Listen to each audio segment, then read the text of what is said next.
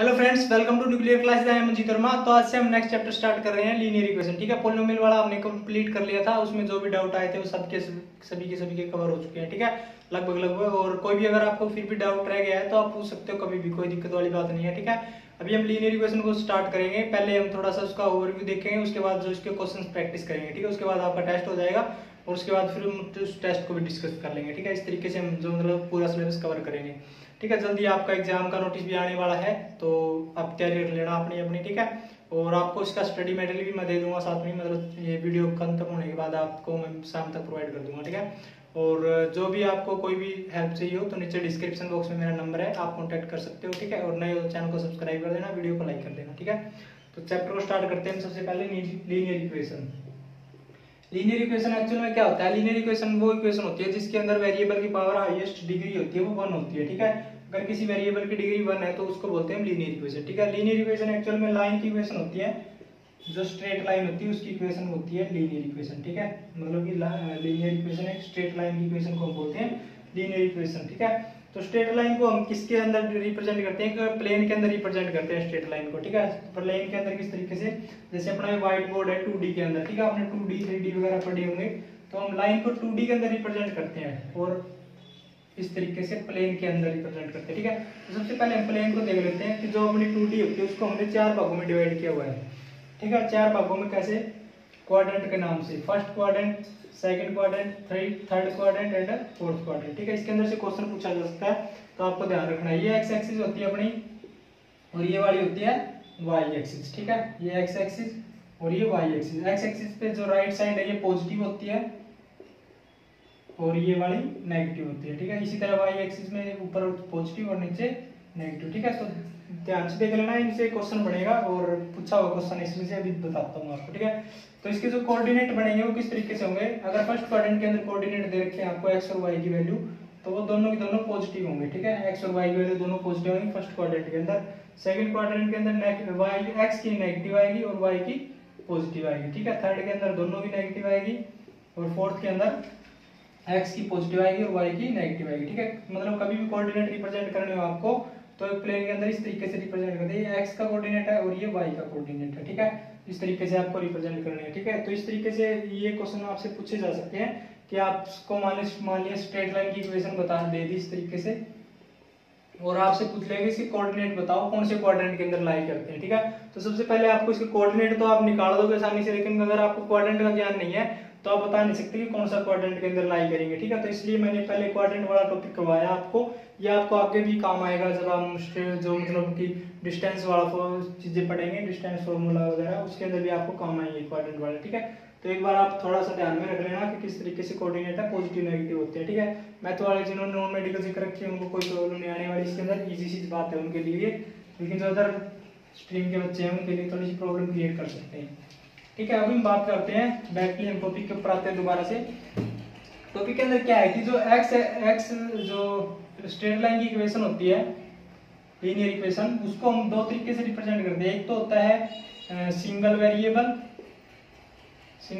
और एक होता है डबल वेरिएबल। ठीक है, सिंगल वेरिएबल के अंदर क्या होता है कि जो इक्वेशन होती है वो परपेंडिकुलर होती है, परपेंडिकुलर या फिर हॉरिजॉन्टल इस तरीके से। ठीक है, जैसे हमने प्लेन ले लिया तो ये एक्स एक्सिस है और ये वाई एक्सिस है। ठीक है, और एक इक्वेशन हमारे पास x इज इक्वल टू 0। अगर इस तरीके से दे रखा हो आपको x इज इक्वल टू 0, तो ये कौन सी लाइन की इक्वेशन है?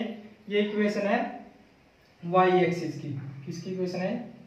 y axis. एक बात ये ध्यान रखनी है आपको कि जो x एक्सिस होता है, x एक्सिस के ऊपर y की वैल्यू हमेशा 0 होती है। ठीक है, एग्जाम के अंदर पॉइंट ऑफ व्यू से जब हम डिस्टेंस वाले फॉर्मूले करेंगे तब ये आपको ये ध्यान रखना है। ठीक है, तो y की वैल्यू 0 होती है और x इज इक्वल टू 0 हो तो ये कौन सी लाइन की इक्वेशन है? y एक्सिस की इक्वेशन। ठीक है, y इज इक्वल टू 0 हो तो ये किसकी इक्वेशन है?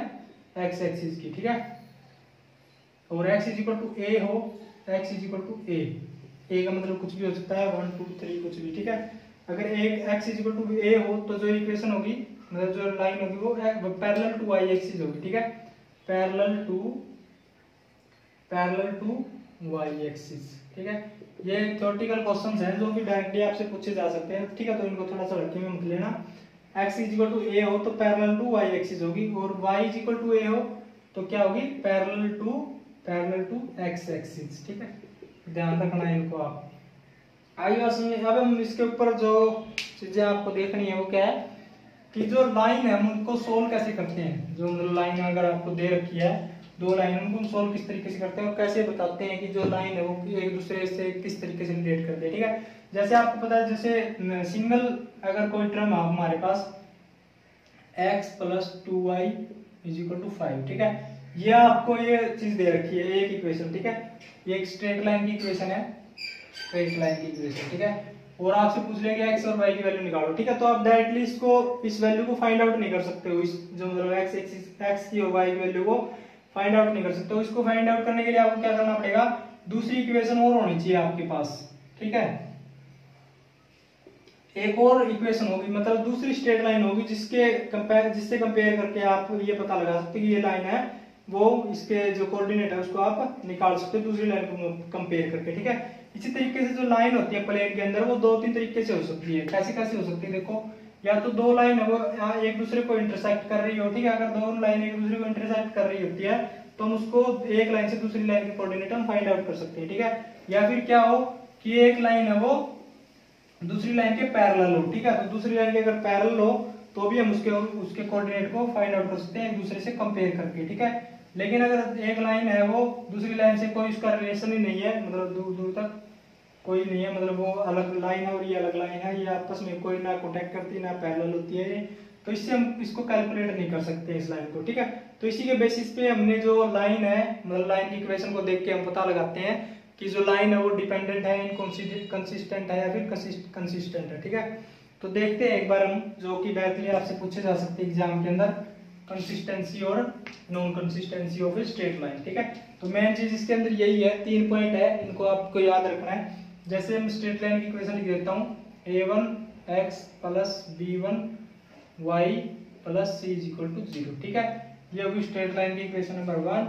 और दूसरी इक्वेशन मान लिया हमने a2x plus b2y plus c is equal to 0, ये इक्वेशन होगी 2। ठीक है, ये दो डिफरेंट इक्वेशन है स्ट्रेट लाइन की, मतलब एक स्ट्रेट लाइन की रिप्रेजेंट कर रही है इक्वेशन को। तो हम इनको देख के कैसे पता लगाएंगे कि जो लाइन है वो कंसिस्टेंस है, एक दूसरे को इंटरसेक्ट कर रही है या फिर मतलब इनकंसिस्टेंट है। ठीक है, पहले सबसे पहले हम बात करेंगे कंसिस्टेंट की। कंसिस्टेंट का मतलब क्या होता है कि एक लाइन की जो सॉल्यूशन है, जो सॉल्यूशन ऑफ लाइन है, सॉल्यूशन ऑफ इक्वेशन बोल सकते हैं आप। सॉल्यूशन ऑफ इक्वेशन या तो यूनिक सॉल्यूशन हो यानी एक सिंगल सॉल्यूशन हो, या फिर मोर देन वन सॉल्यूशन। ठीक है, यानी कि या तो एक सॉल्यूशन है या फिर एक से ज्यादा सॉल्यूशन, उसको बोलते हैं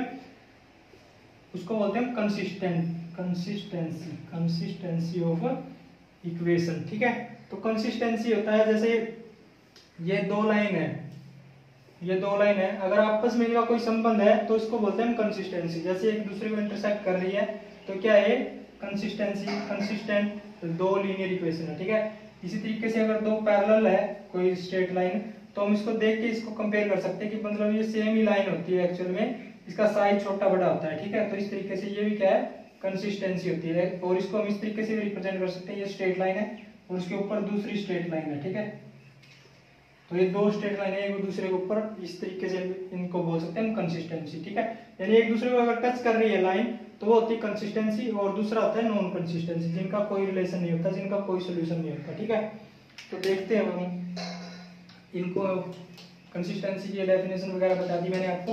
अब इनके डायरेक्टली फॉर्मूले देख लो आप किस तरीके से करने हैं। अभी हम इसके क्वेश्चंस करेंगे फिर आपको अच्छे समझ में आ जाएगा। ठीक है, जैसे अगर हो a1 by a2 is equal to a2 by b1 है, b1 by b2 is equal to c1 by c2। ठीक है, अगर ये तीनों इक्वल हो a1 by a2, b1 by b2 and c1 by c2, तो जो इक्वेशन बनेगी वो कैसी होगी, पैरेलल इक्वेशन। ठीक है, ये दोनों क्या होगी, पैरेलल होगी। ये जो लाइन है स्ट्रेट लाइन है वो दोनों आपस में पैरेलल होगी अगर इनका रेशियो है वो इक्वल आ रहा है, a1 by a2, b1 by b2 and c1 by c2 अगर इक्वल आ रहे हैं तो इसका मतलब क्या है, जो स्ट्रेट लाइन है दो, इनकी जो ये है ये क्या है, पैरेलल है। ठीक है, तो इस बात का आपको ध्यान रखना है। और पैरेलल इक्वेशन होती है वो क्या होती है, कंसिस्टेंट होती है, यानी कि डिपेंडेंट होती है, एक्चुअल में एक दूसरे के ऊपर डिपेंडेंट होती है। ठीक है, इसलिए इनको बोलते हैं कंसिस्टेंट इक्वेशन। ठीक है, A1/A2 B1/B2 एंड C1/C2 ये इक्वल हो, ठीक है। और इनके सॉल्यूशन क्या होंगे, सॉल्यूशन क्या होंगे, इनफाइनाइट सॉल्यूशन, इनफाइनाइट सॉल्यूशन होंगे इनके, ठीक है। तो ये बात आपको ध्यान रखनी है पैरेलल इक्वेशन के अंदर, ठीक है। नेक्स्ट देखेंगे हम, नेक्स्ट देखेंगे अगर क्या दे रखा हो इसी तरीके से, मतलब ये वाला नोट कर लिया ना। अब इसी के अंदर देख लो, अगर ये दोनों मतलब A1/A2 और B1/B2 ये दोनों इक्वल ही ना हो, ये दोनों इक्वल ना हो, इसको छोड़ दो आप, ये हो चाहे ना हो, इसको छोड़ दो एक बार के लिए, ठीक है। अगर ये A1/A2 और B1/B2 अगर इक्वल ना हो तो ये इक्वेशन क्या होगी, दोनों जो लाइन स्ट्रेट लाइन इक्वेशन है क्या होगी, इंटरसेक्टिंग, इंटरसेक्टिंग इक्वेशन होंगी, ठीक है। एक पॉइंट के ऊपर ये इंटरसेक्ट करेंगे इस तरीके से, इनको बोलते हैं इंटरसेक्टिंग इक्वेशन। ये भी क्या होंगी, कंसिस्टेंट होगी, कंसिस्टेंट, ठीक है, कंसिस्टेंट इक्वेशन होगी। और इनका क्या होगा, यूनिक सॉल्यूशन होगा, ठीक है।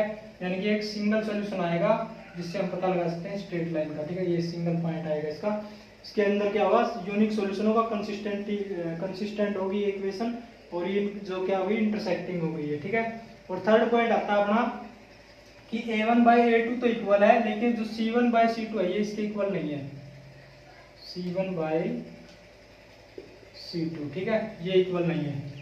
अगर ये दोनों इक्वल है A1/A2 और B1/B2 इक्वल है, लेकिन ये दोनों इसके इक्वल नहीं है C1/C2 के, ठीक है। तो इस तरह की इक्वेशन को क्या बोलते हैं हम, नॉन कंसिस्टेंट, नॉन कंसिस्टेंट बोलते हैं, नॉन कंसिस्टेंट, ठीक है।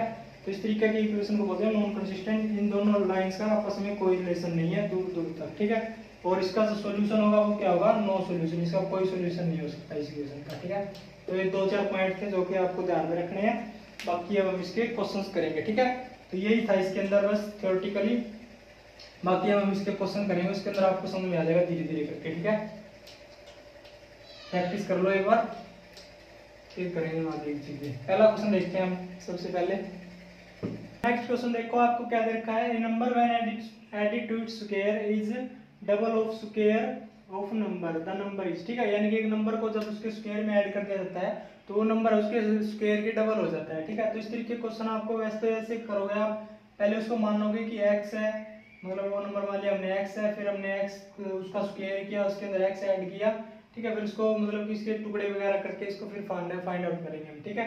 तो इस तरीके से आपको टाइम ज्यादा लग जाएगा, लेकिन हम डायरेक्टली कर सकते हैं इसको कैसे, ऑप्शन देख के, ठीक है। जैसे फर्स्ट ऑप्शन के अंदर दे रखा है 0, सेकंड के अंदर दे रखा है 1, सी के अंदर दे रखा है 2 एंड डी के अंदर दे रखा है बोथ दे रखा है ए एंड बी, ठीक है। ये दोनों ऑप्शन दे रखे हैं ए और बी, ठीक है। तो आप इसको डायरेक्टली इसी से, इन दोनों से ही मतलब देखो करके, वैसे सी वाला नहीं, इसका आंसर ये आएगा। तो देखो आप कैसे सोल्व करोगे इसको, जैसे 0 का स्क्वायर करेंगे हम, 0 का स्क्वायर करेंगे क्या करेंगे, होगा 0, और 0 के अंदर 0 ऐड करेंगे तो क्या होगा, 0 होगा, ठीक है। और 0 है वो 2 का डबल करेंगे तो भी क्या होगा, 0 होगा, ठीक है।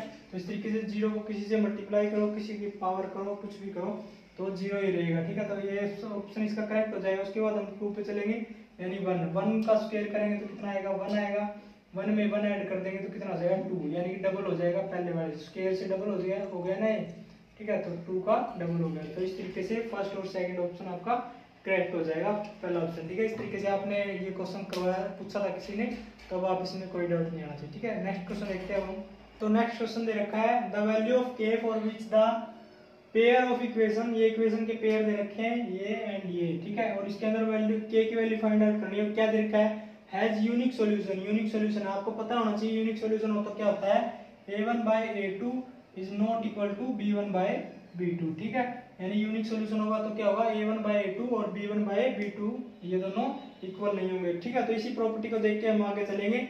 इस तरीके से जैसे ऑप्शन भी देख सकते हो आप, इसके ऑप्शन के अंदर किस तरीके से दे रखे ऑप्शन, इसके ऑप्शन देखे k is equal to 3, k is not equal to 3 and k is equal to 0 and k is not equal to 0, ठीक है। तो नॉट इक्वल का दे रखा है नियम, तो नॉट इक्वल को हम सोल्व करेंगे, ठीक है। मेनली ये लीनियर इनइक्वालिटी के क्वेश्चंस होते हैं जो कि आपसे पूछे जा सकते हैं, थोड़ा ध्यान रखना है इनको करते टाइम, ठीक है। तो हम इस प्रॉपर्टी को लेके चलेंगे। क्या है, पहले k बाय इसके अंदर क्या है 6 इज नॉट इक्वल टू किसके बराबर नहीं होना चाहिए, माइनस का 1 डिवाइडेड बाय माइनस का 2, ठीक है। यानी कि 1/2 हो गया, ठीक है। तो इसको सोल्व करोगे तो k is not equal to 3 आ जाएगा, 6 इस साइड चला जाएगा, 2 से डिवाइड करोगे 3 आ जाएगा, k is not equal to 3, ठीक है, तो बी ऑप्शन आपका करेक्ट हो जाएगा, k is not equal to 3। ठीक है, इस तरीके से करने हैं। नेक्स्ट क्वेश्चन देखोगे अब क्या होता है, क्या देखा है नेक्स्ट क्वेश्चन के अंदर।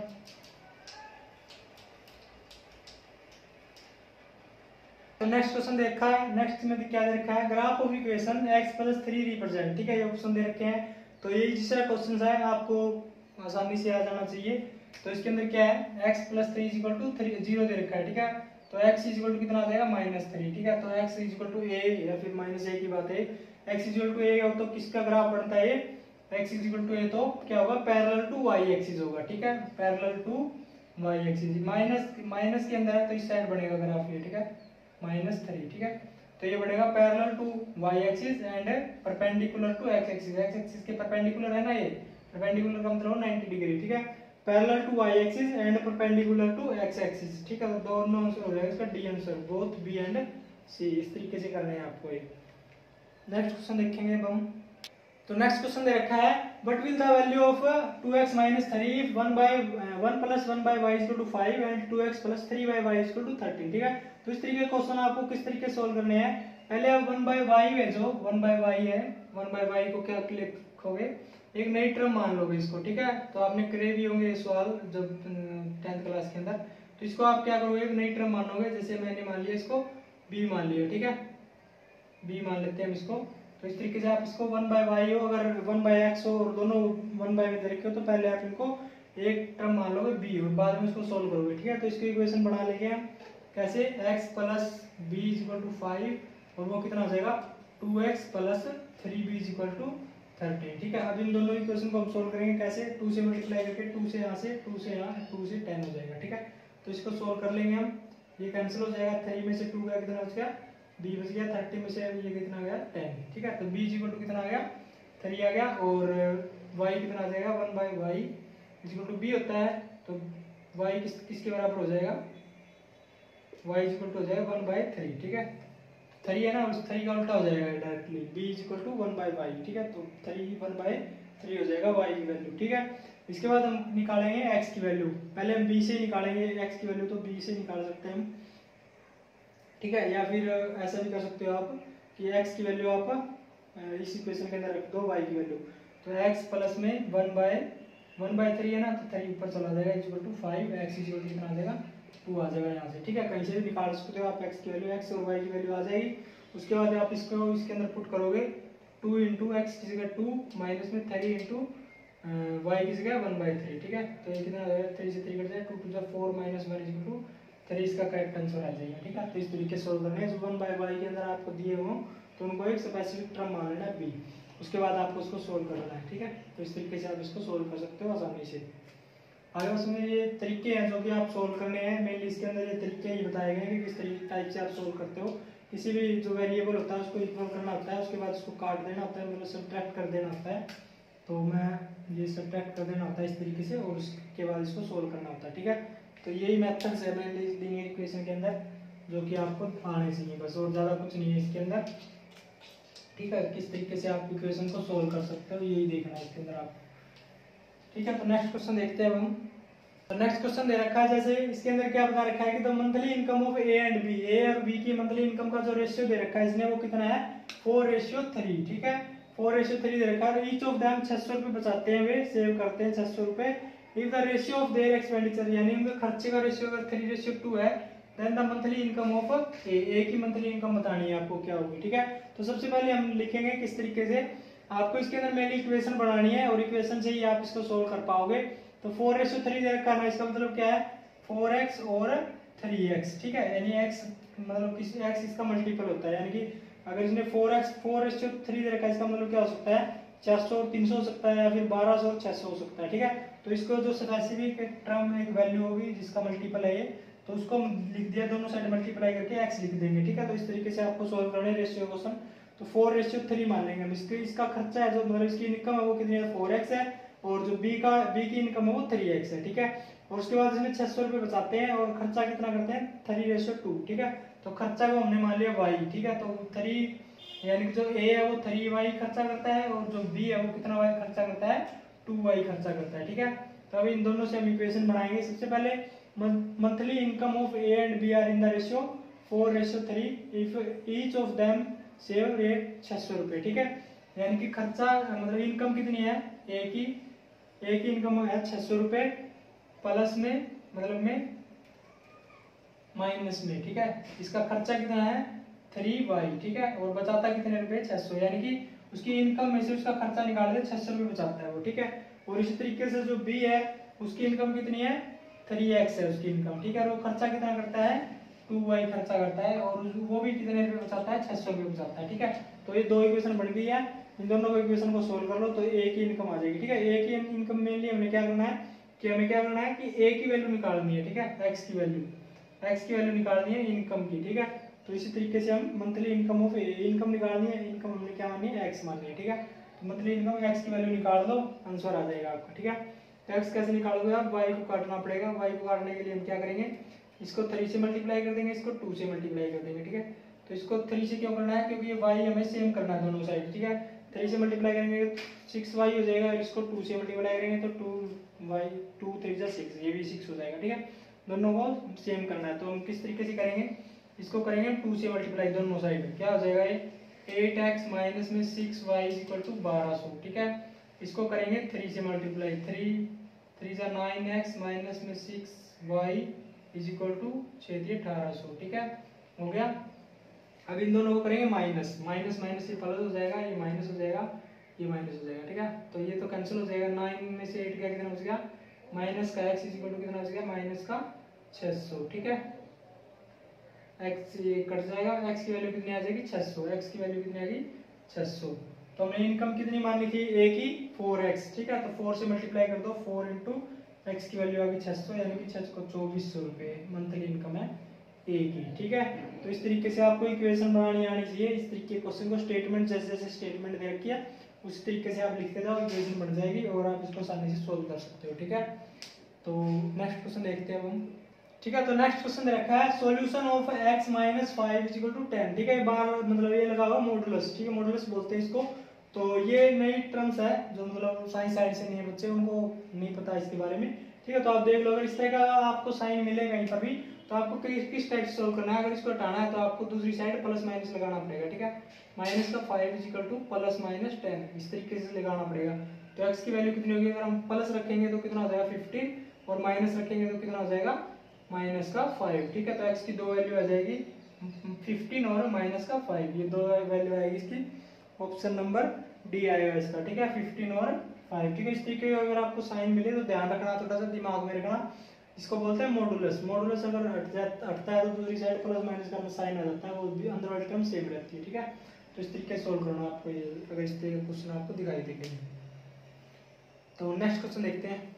तो नेक्स्ट क्वेश्चन के अंदर क्या लिखा है, solution of equation 4x minus 3y equal to 7, 7x plus 5y equal to 2, ठीक है। दो इक्वेशन दे रखे हैं और उसका सॉल्यूशन बताना है, ठीक है। ऑप्शन दे रखे हैं x equal to this, y equal to this, ठीक है। तो आप इसको वैसे तो इस तरीके से भी सोल्व कर सकते हो, x और y की वैल्यू फाइंड आउट करनी है आपको, और x और y की वैल्यू ऑप्शन के अंदर भी दे रखी है आप, तो आसानी से आप इस तरीके से डायरेक्टली फाइंड आउट कर सकते हो या फिर आप इसको सोल्व करके फाइंड आउट कर सकते हो, ठीक है। सोल्व तो आपको पता है कैसे करोगे, इसको मतलब कि एक टर्म है जैसे x और y की, इनको एक को सेम कर लोगे, ठीक है। उसके बाद इसको काट के और फिर जोड़ घटा करके इसको सोल्व कर लोगे, ठीक है। या फिर आप डायरेक्टली ऑप्शन में से वैल्यू पुट कर सकते हो इसकी, किस तरीके से, जैसे पहले हम ये ऑप्शन लेके चल रहे हैं तो x की वैल्यू 1 है और y की वैल्यू 1 है, ठीक है। तो 1 और 1 पुट करके देखेंगे तो 4 माइनस 3 हो जाएगा, 4 माइनस 3 7 के बराबर होता है क्या, नहीं होता, ठीक है। तो पहला ऑप्शन हमारा कैंसिल हो जाएगा। अब हम चलेंगे सेकंड ऑप्शन के ऊपर, बी के अंदर क्या देखा, -1 और 1, -1 रखेंगे तो कितना हो जाएगा, माइनस का 4 माइनस में 3 है, माइनस का 7 हो जाएगा, ये भी ऑप्शन नहीं हो सकता हमारा, ठीक है। उसके बाद थर्ड ऑप्शन के ऊपर चलेंगे, x इज इक्वल टू -1, ठीक है। x इज इक्वल टू -1 रखा तो माइनस का 4 हो गया, और y इज इक्वल टू भी -1 रखा, माइनस का 3 प्लस का 3 हो गया, 7 के इक्वल नहीं होता ये भी, ठीक है। तो ये भी ऑप्शन हमारा कैंसिल हो जाएगा। इसके बाद हम चलेंगे डी के ऊपर, वैसे तो हम डी डायरेक्टली भी लगा सकते हैं क्योंकि तीनों ऑप्शन हमारे कैंसिल हो चुके हैं, तो थर्ड लास्ट वाला बच गया, ये हमारा ऑप्शन हुआ, ठीक है। लेकिन हम फिर भी एक बार वेरीफाई कर लेते हैं इसको, तो x इज इक्वल टू 1 रखेंगे तो 4 माइनस में y इज इक्वल टू -1, ठीक है। माइनस माइनस प्लस का 3 हो जाएगा, 7 के इक्वल हो रहा है ना, तो ये इसका आंसर हो जाएगा करेक्ट आंसर, ठीक है। तो डी की वैल्यू आ जाएगी इसका x is equal to 1 and y is equal to -1, ठीक है। इस तरीके से आप इस इक्वेशन को सोल्व कर सकते हो आसानी से, ठीक है। तो नेक्स्ट क्वेश्चन देखते हैं अब हम। नेक्स्ट हमने देखा दो क्वेश्चन है ये साथ में ही देख लेंगे हम इसको इजी टाइप के। पहला है the graph of equation, equation रखिए x minus y is equal to 0, ठीक है। अगर आपको इस तरीके की इक्वेशन मिले x minus y is equal to 0 या फिर x plus y is equal to 0, ठीक है, यानी x और y जो दोनों है प्लस में हो और जो कांस्टेंट टर्म वो 0 हो आपकी, तो आपको क्या ध्यान रखना है कि जो x माइनस वाई प्लस हो या फिर माइनस हो, तो इसके अंदर क्या होगा, जो स्ट्रेट लाइन है वो हमेशा ओरिजिन में से पास होगी। जैसे हमारी प्लेन होती है तो ये ओरिजिन होता है हमारा, ठीक है, यहाँ 0 0 कोऑर्डिनेट होते हैं दोनों, ठीक है। तो जो अगर इस तरीके की आपको इक्वेशन दे रखी हो, इक्वेशन दे रखी है स्ट्रेट लाइन की, तो इसके अंदर क्या ध्यान रखना आपको कि जो स्ट्रेट लाइन है वो हमेशा ओरिजिन में से पास होगी, ठीक है। तो इसका ऑप्शन हो जाएगा C option, passing through the origin, origin में से पास होगी इस तरीके की इक्वेशन दे रखी हो, ठीक है। या माइनस हो सकता है या फिर प्लस हो सकता है, तो डायरेक्टली याद रख लेना अगर कांस्टेंट टर्म 0 है तो इसका मतलब क्या है, पासिंग थ्रू ओरिजिन, जो लाइन है वो हमेशा ओरिजिन में से पास होगी, ठीक है। तो ये बात का ध्यान रखना आपको। उसके बाद हम नेक्स्ट क्वेश्चन के ऊपर चलेंगे। इसमें देखा present age of father is 3 times his son, ठीक है, 2019 में पूछा हुआ क्वेश्चन है शायद ये। Present age of father is 3 times of his son, मतलब उसका जो फादर है उसकी जो प्रेजेंट एज है वो उसके लड़के से 3 गुना ज्यादा है, ठीक है।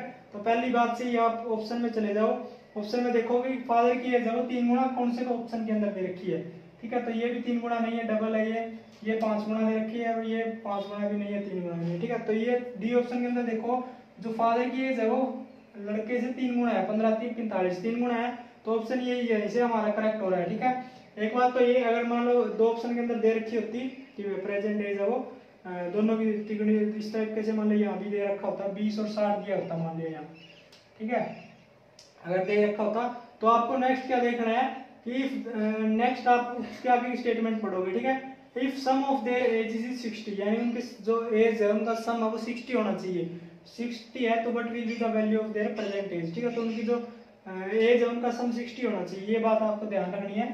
तो इसके हिसाब से देखो 60 किस किस का हो रहा है, इसका भी हो रहा है वैसे तो इसका भी, लेकिन जो मल्टीप्लाइकेशन से हमने ये निकाला था और ये निकाला था, ठीक है, दो ऑप्शन निकाले थे हमने कि ये भी 3 गुना है और ये भी 3 गुना है, ठीक है, लेकिन इनका सम है वो 60 नहीं हो रहा है, इनका सम 60 हो रहा है, ठीक है। तो इस तरीके से डी ऑप्शन आपका करेक्ट हो जाएगा, सम भी 60 होना चाहिए और जो फादर की एज है वो लड़के से 3 गुना होनी चाहिए, ठीक है। तो आपको ये दोनों स्टेटमेंट लागू करनी है ऑप्शन के ऊपर, तभी आपका ऑप्शन जाके ठीक होगा क्वेश्चन, ठीक है। तो इस तरीके से आपको छोटी छोटी बातें ध्यान रखनी है, आपके आसानी से क्वेश्चन सोल्व हो जाएंगे, ठीक है। प्रीवियस ईयर पूछा हुआ क्वेश्चन है, ठीक है। आगे सुनिए, तो नेक्स्ट क्वेश्चन देखते हैं हम।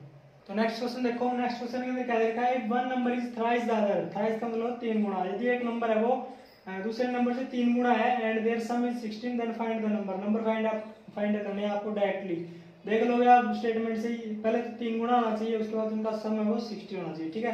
तो 60 सम किस किस का हो रहा है, इसका हो रहा है और इसका हो रहा है, ठीक है, दोनों का हो रहा है 60 सम। उसके बाद जो वन नंबर है वो 3 गुना होना चाहिए, उससे 3 गुना है क्या, 2 से तो 3 गुना, ये तो नहीं है, ये है 4 दिए 12, 3 गुना, ठीक है। तो ऑप्शन ए इसका करेक्ट आंसर हो जाएगा। इस तरीके से आपको सोल्व करने हैं, ये क्वेश्चन आपसे पूछे जाएंगे एग्जाम के अंदर, ठीक है, ध्यान रखना इनको थोड़ा सा। नेक्स्ट देखो अब क्या आएगा, तो नेक्स्ट क्वेश्चन देखो, नेक्स्ट के अंदर क्या देखा है, टोटल कॉस्ट ऑफ 6 बुक, 6 किताबें एंड 4 पेंसिल, उनका तो प्राइस दे रखा 34 रुपए एंड 5 बुक्स एंड 5 पेंसिल, उनका प्राइस दे रखा 30 रुपए, ठीक है।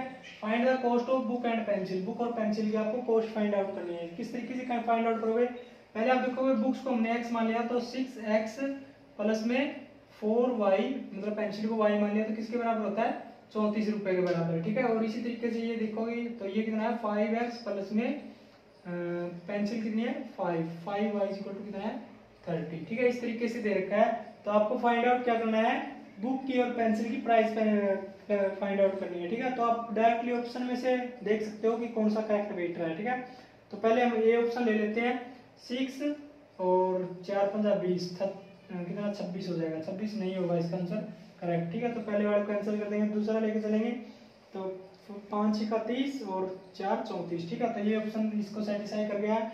अब नेक्स्ट के अंदर रखेंगे 5 5 25 और 5 30, ठीक है। तो इसको भी सेटिस्फाई कर गया, तो बी ऑप्शन आपका करेक्ट हो जाएगा, यानी बुक की कीमत कितनी है 5 रुपए और पेंसिल की कीमत कितनी है 1 रुपया, ठीक है। तो इस तरीके से आप इसको फाइंड आउट कर सकते हो डायरेक्टली ऑप्शन के अंदर, नोटिफिकेशन के अंदर पुट करके ऑप्शन को, ठीक है, इस तरीके से सोल्व कर सकते हो आप।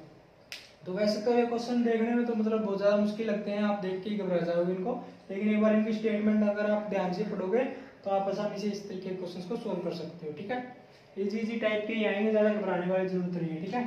तो नेक्स्ट क्वेश्चन को देखते हैं अब हम। ठीक है, तो नेक्स्ट देखते हैं हम। इसके अंदर दे रखा है sum of two number is 6, difference of two number कितना है 4, यानी कि सम तो दे रखा है 6 और डिफरेंस दे रखा है 4। ठीक है, तो फाइंड नंबर, ये क्वेश्चन आप सभी के लिए है, आपको करना है। ऑप्शन आपको दिखाई दे रहे हैं, इनमें से बताना है आपको कि कौन सा ऑप्शन इसका करेक्ट होगा, ए बी सी और डी। ठीक है, स्क्रीनशॉट ले लो या फिर वीडियो पॉज कर दो, इस वीडियो को कमेंट बॉक्स में कमेंट करके जाना है इस क्वेश्चन का। ठीक है, आंसर सम दे रखा है 6 और डिफरेंस दे रखा है 4। ठीक है, नेक्स्ट क्वेश्चन करते हैं अब हम। नेक्स्ट क्वेश्चन के अंदर क्या दे रखा है 3x + 5 divided by 2x + 7 = 4, find the value of x की वैल्यू फाइंड आउट करनी है आपको, = 4 दे रखा है। ठीक है, तो आप इसको किस तरीके से फाइंड आउट कर सकते हो, 4 के डिवाइड में 1 लिख के क्रॉस मल्टीप्लिकेशन कर दो इसकी। ठीक है, क्रॉस मल्टीप्लिकेशन कैसे करोगे आप डायरेक्टली, वैसे तो हम ऐसे करते हैं जैसे 3x + में 5 = 4 दूनी 8x प्लस में 7 चौक 28, उसके बाद 8x को इस साइड लेके आएंगे तो ये बच्चा मतलब 8x - 3x प्लस = कितना आ जाएगा, ये 28 माइनस में 5। ठीक है,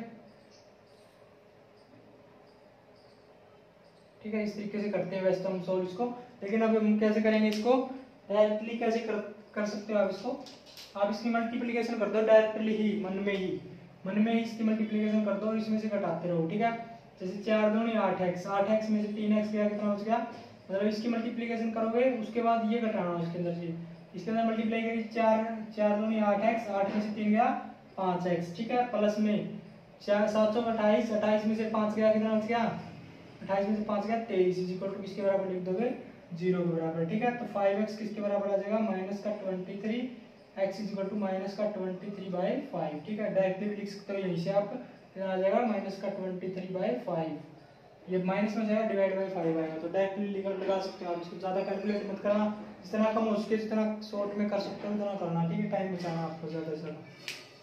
ठीक है, बाकी आप अगर आपसे नहीं हो रहे ना ये शॉर्ट ट्रिक्स में इस तरीके से, तो आप एक बार डिटेल में जरूर निकाल के देखना इनको, ताकि ये मतलब आपको आंसर वगैरह इनके याद हो जाएंगे और आपको तरीका भी समझ में आ जाएगा किस तरीके से हो रहा है। जितनी ज़्यादा प्रैक्टिस करोगे आपको अपने आप शॉर्ट ट्रिक मिल जाएगी नहीं। ठीक है, जितनी प्रैक्टिस के ऊपर ज़्यादा ध्यान रखना आपको मेनली। ठीक है, तो नेक्स्ट क्वेश्चन करते हैं हम।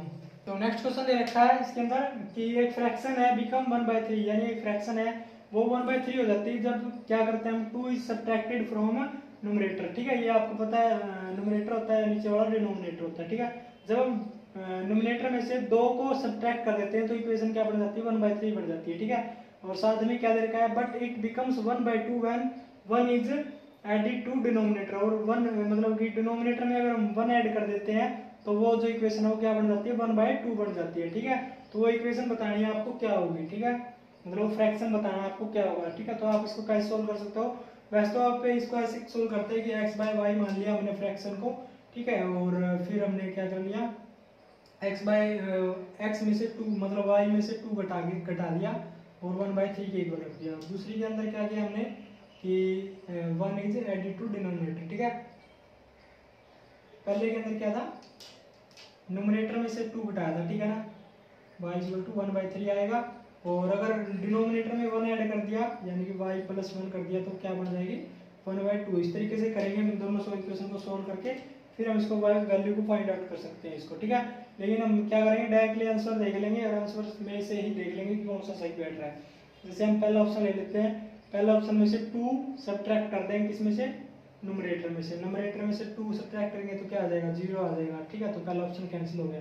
दूसरा देखेंगे हम, दूसरे में हम क्या करेंगे, सब्ट्रैक्ट 2 फ्रॉम 2 सब्ट्रैक्ट करेंगे न्यूमरेटर में से, 2 सब्ट्रैक्ट करेंगे कितना आ जाएगा, 5/8 आ जाएगा, ये भी ऑप्शन कैंसिल हो जाएगा, 1/3 यहाँ से। ठीक है, सी के अंदर चलेंगे, सी के अंदर देखेंगे हम 5/9 है, 5 मतलब 5 में से हम क्या करेंगे, 2 सब्ट्रैक्ट करेंगे तो कितना आ जाएगा, 3 बच जाएगा। 3/9 क्या होता है, 1/3 होता है। ठीक है, तो मतलब ये इसको सेटिस्फाई कर रहा है, तो सी ऑप्शन हो सकता है इसका। लेकिन हम ये नेक्स्ट वाली जो स्टेटमेंट देखिए ये भी सेटिस्फाई करेंगे हम। ठीक है, वैसे तो ये हो गया ऑप्शन, इसका यही करेक्ट आएगा। नेक्स्ट हम आगे स्टेटमेंट और देख लेते हैं एक बार, but become 1/2 when 1 is added to denominator, मतलब डिनोमिनेटर में से, डिनोमिनेटर में अगर 1 ऐड कर देंगे तो 1/2 बन जाएगी। ठीक है, तो जैसे इसके अंदर हम 1 ऐड करेंगे तो 9 + 1 कितना हो जाएगा, 10 हो जाएगा। 5/10 किसके बराबर होता है, 1/2 के बराबर। ठीक है, तो इसको भी सेटिस्फाई कर रहा है, तो ऑप्शन सी आपका करेक्ट आंसर हो जाएगा। इस तरीके से आपको सोल्व करना है। ठीक है, एग्जाम के पॉइंट से इंपॉर्टेंट क्वेश्चन था ये, पूछा जा सकता है आपसे एग्जाम के अंदर। ठीक है, तो ध्यान रखना थोड़ा सा। अच्छा, नेक्स्ट क्वेश्चन देखो आप क्या दे रखा है, तो नेक्स्ट क्वेश्चन के अंदर दे रखा है कि वैल्यू फाइंड आउट आप करनी है आपको 2 की पावर n प्लस 1 प्लस में 2 की पावर n और डिवाइडेड बाय 2 की पावर n प्लस 1 माइनस में 2 की पावर n प्लस 1। ठीक है, तो इस तरीके के अगर आपको क्वेश्चन मिल जाए कि इसके अंदर n दे रखा हो, वैल्यू इसकी फाइंड आउट करवाया आपसे, ठीक है, तो आप इसके अंदर क्या करना है, डायरेक्टली आप इसके अंदर n की जगह 0 रख दो। ठीक है, डायरेक्टली इसके अंदर n की जगह 0 रख दो और इसको सॉल्व कर लो, जो आंसर आएगा वही इसका करेक्ट आंसर होगा। ठीक है, क्योंकि n का मतलब नेचुरल नंबर होता है, मतलब कि n की जगह हम क्या रख सकते हैं, 0 और नंबर 1 2 3 4, इस तरीके से हम कोई वैल्यू रख सकते हैं n की जगह।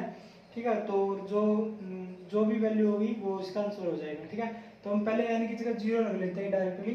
1 भी रख सकते हो आप, 2 भी रख सकते हो, जो भी आपके हाथ दिल करे वो रख सकते हो आप। ठीक है, 1 रखना चाहो तो कोई 1 भी रख सकता है, 2 भी रख सकता है, 3 भी। ठीक है, तो वैल्यू इसका आंसर है वो सेम ही आएगा। ठीक है, तो आपको क्या करना है, 0 रख देना है इसके अंदर डायरेक्टली। 0 रखोगे तो ये हो जाएगा 1, यानी कि 2 प्लस में 0 रखोगे तो ये 1 हो जाएगा। मतलब किसी की पावर अगर 0 है तो उसका मतलब 1 होता है। ठीक है, इसके बाद इसके अंदर 0 रखेंगे, 2 की पावर 4 कितना होता है, 16 होता है, माइनस में 2 की पावर कितना हो जाएगा, 1 यानी कि 2। ठीक है, तो कितना हो जाएगा 3/14, इसका आंसर आ जाएगा डायरेक्टली आंसर। ठीक है, तो इस तरीके से आप कैलकुलेट कर सकते हो, डायरेक्टली यानी कि जगह क्या रख दोगे, 0 रख दोगे। ठीक है, तो नेक्स्ट क्वेश्चन करेंगे अब हम। ठीक है, तो नेक्स्ट क्वेश्चन देखो, नेक्स्ट क्वेश्चन के अंदर क्या लिखा है, a बाय b की power x minus 1 is equal to b by a की पावर x माइनस 3 दे रखा है। ठीक है, और x की वैल्यू फाइंड आउट करनी है आपको। ठीक है, तो इस तरीके के क्वेश्चन को आपको क्या करना है, पहले दोनों के बेस सेम बना लो आप इसके। तो b को नीचे ले जाओ, a को ऊपर ले जाओ, तो क्या हो जाएगा कि जो ऊपर की जो पावर है वो नेगेटिव में हो जाएगी। ठीक है, तो हम इसको क्या लिख देते हैं, इसको लिख देते हैं हम a बाय b। ठीक है, a बाय b लिख देते हैं हम इसको, a बाय b, और उसकी पावर को नेगेटिव कर देंगे, क्या था, x माइनस 3, इसको नेगेटिव कर देंगे। नेगेटिव से हम सोल्व करेंगे तो क्या हो जाएगा, 3 माइनस में x हो जाएगा। ठीक है, इस तरीके से अगर बेस सेम हो गए तो पावर भी सेम हो जाएगी। तो x minus 1 is equal to किसके बराबर होगा, 3 माइनस x। इस साइड ले आएंगे x को, 1 को इस साइड ले जाएंगे, x स्क्वायर किसके बराबर हो जाएगा, 3 प्लस में 1, यानी x स्क्वायर किसके बराबर, 4 के बराबर, x की वैल्यू कितना आएगी, प्लस माइनस 2। ठीक है, तो इस तरीके से आपको ये क्वेश्चन सोल्व करने हैं, 2 आ जाएगा इसका आंसर। ठीक है, आगे बात सुनने, नेक्स्ट देखते हैं हम। नेक्स्ट क्वेश्चन दे रखा है, सम दे रखा है 2 नंबर का 20 एंड प्रोडक्ट दे रखा है 60। ठीक है, और फाइंड क्या करना है, find the sum of their reciprocal. Reciprocal का सम आपको फाइंड आउट करना है। क्वाड्रेटिक इक्वेशन के अंदर इस तरीके के क्वेश्चन आपको बहुत ज्यादा मिलेंगे, वो सोल्व करने होंगे आपको। ठीक है, कैसे सोल्व करने हैं, सम दे रखा है 20, प्रोडक्ट दे रखा है 1/60 दे रखा है। ठीक है, तो रेसिप्रोकल का सम कैसे करोगे, 1/अल्फा 1/x लिख लेते हैं हम एक बार, 1/x प्लस 1/1। ठीक है, ये नंबर मान लिया हमने। तो इनका रेसिप्रोकल करोगे तो आप ये इनका सम करोगे तो क्या आ जाएगा, x plus y divided by x y, ये सम आएगा इसका। ठीक है, तो आपको क्या करना है, डायरेक्टली प्रोडक्ट बाय में सम, मतलब कि सम बाय में प्रोडक्ट करना है। ठीक है, तो सम कितना है, 20 है, और प्रोडक्ट कितना है, 60 है। ठीक है, तो कितना आ जाएगा, 1/3, इसका आंसर आ जाएगा करेक्ट। ठीक है, इस तरीके से आपको सोल्व करना है ये। आगे बात सुनिए, तो नेक्स्ट क्वेश्चन देखते हैं हम। नेक्स्ट क्वेश्चन के अंदर क्या देखा है, थोड़ा सा हार्ड है ये, ध्यान से रखना है आपको। क्यूब का फॉर्मूला लगाना है इसके अंदर। क्या दे रखा है, देखो 2 की पावर 1/3 दे रखा है, और प्लस में 2 की पावर 1/3। ठीक है, 2/3 है, 2 की पावर 2/3 प्लस में 2 की power 1/3 is equal to a दे रखा है। ठीक है, और आपको फाइंड आउट क्या करना है, 6a minus 6a, a cube minus 6a, ये फाइंड आउट करना है आपको। ठीक है, तो इसके अंदर क्या करोगे, आपको क्यूब की प्रॉपर्टी पहले पता होनी चाहिए। ठीक है, क्यूब किसके बराबर होता है, यानी कि इसका क्यूब निकालना पड़ेगा हमें। क्यूब देखो, इसका क्यूब किसके बराबर होता है, a प्लस बी का क्यूब।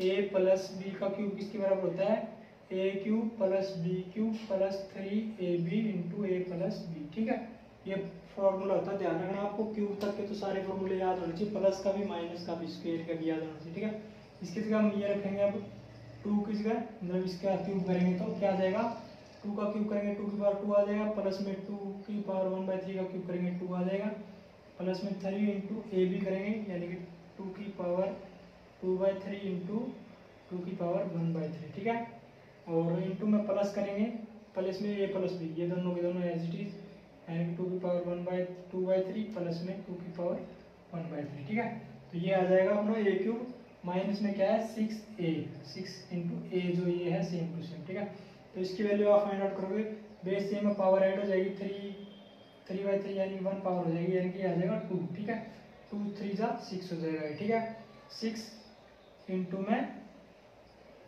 6 इंटू ए, ठीक है, 6 इंटू ए माइनस में 6 इंटू ए, ये आगे आएगा। ठीक है, तो ये दोनों कैंसिल हो जाएगा, बच जाएगा क्या अपना, बच जाएगा ये। ठीक है, 2 की पावर 2 प्लस 2 की पावर 2 कितना होगा 4 प्लस 2 यानी कि 6, इसका आंसर आ जाएगा करेक्ट। ठीक है, इस तरीके से आपको सोल्व करनी है। आगे और समझिए, तो इस टाइप से आपको थोड़े से फॉर्मूले वगैरह, ये थोड़े से सिंप्लीफिकेशन के क्वेश्चन थे जो कि आपसे पूछे जा सकते हैं। ठीक है, तो मैं आपको प्रैक्टिस शीट मतलब टेस्ट लूँगा आपका एक, अब उसके अंदर आपको अच्छे से प्रिपेयर करना अपने आप को। ठीक है, और मैक्सिमम जो क्वेश्चन था वो मैंने करवा दिया, इसके अंदर इसी टाइप के क्वेश्चन आपसे पूछे जा सकते हैं। ठीक है, उसके बाद उस टेस्ट को भी हम सोल्व करेंगे। कोई भी आपको डाउट आए कहीं से भी हो, चाहे वो आप मुझसे डिस्कस कर सकते हो, चाहे आपने कोर्स ज्वाइन कर रखा हो ना कर रखा हो। ठीक है, तो आज के लिए इतना ही करेंगे, मिलते हैं नेक्स्ट वीडियो के अंदर। तब तक के लिए बेस्ट ऑफ लक, चैनल को सब्सक्राइब कर देना नहीं किया तो, और वीडियो को लाइक कर देना। ठीक है, बेस्ट ऑफ लक।